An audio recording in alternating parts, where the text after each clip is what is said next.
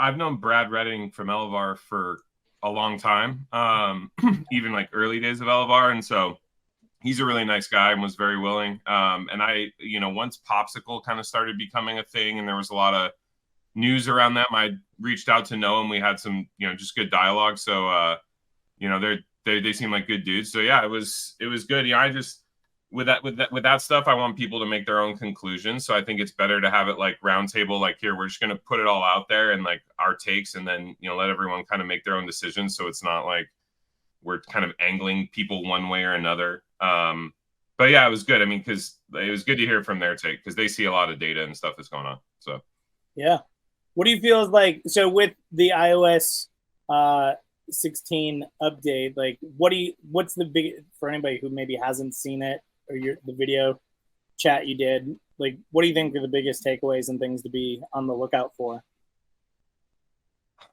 So I mean, the first thing I would say is, with iOS updates, it takes a while for them to fully get out in the wild at like critical mass. It takes a while for people to like download and add the updates. So it's a little early in the process. I would say overall, it's not anything to freak out about.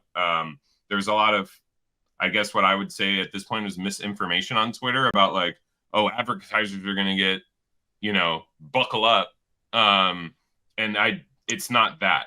They're closing some loopholes. There were some ways to work around some of the protections they had put in to essentially limit your cookies to 7 days. Most people are already there. So, I mean, that was why we did that roundtable, was because it seemed like there was a lot of doomsday stuff. And this is nowhere near, I mean, it's not even in the same realm as like what happened with iOS 14 and the ATT, structure and privacy and all that.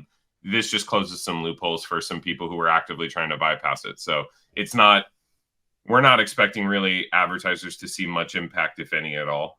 If you were using maybe certain platforms or certain techniques to do cloaking and work around stuff, like maybe, but it'll be the small minority. So that's kind of the quick look. I got you. Yeah. Oh man. Is there really already an iOS 16 coming out? I feel like it was 16.4. Yes. Yeah. So like, and who knows, right? It's an ongoing cat and mouse game. And there's some people that we talked about this a little bit on the video. We try not to make it too long. It's like 15, 18 minutes, something like that. But, there is this ongoing cat and mouse game with these privacy constraints and cookies and stuff like that. And there are, Brad from Elevar spoke about it, where you want to kind of start focusing your attention is more on like capturing user and like user matching and session info, so you're not as reliant on cookies and stuff. Like, how are you identifying people? Like there's some tools that do like user fingerprinting and stuff like that.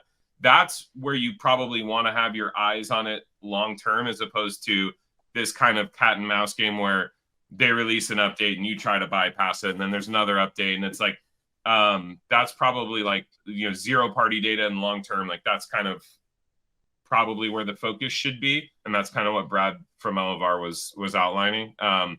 Because I mean, look, there's a lot of people too that feel like, Apple, there's an end game for Apple that's very financially motivated with all this, where they're the only platform that ends up having all your data and all your tracking for their own purposes.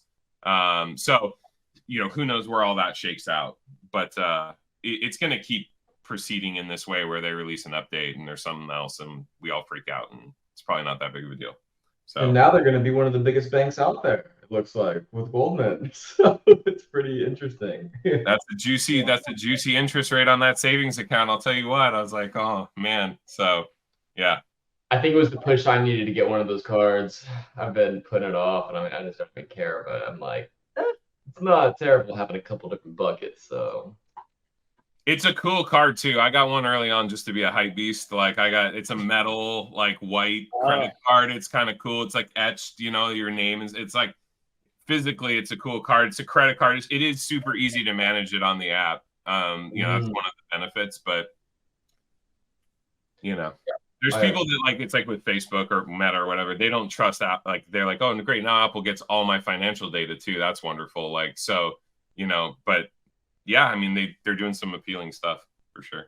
Well, I mean, from an ad standpoint, I mean, think about it. They're going to start collecting that, and then they'll be able to, they don't have to use third party to cross-reference it, right? I mean, that's what I mean, that's why we had the big hit with Cambridge Analytica with, Facebook, taking that big hit in data, and like how great things worked is because they were able to cross-reference buying history, from the credit card companies. And, so being able to have that, they're just slowly, they probably got a target for like 2030 and like just slowly build it up.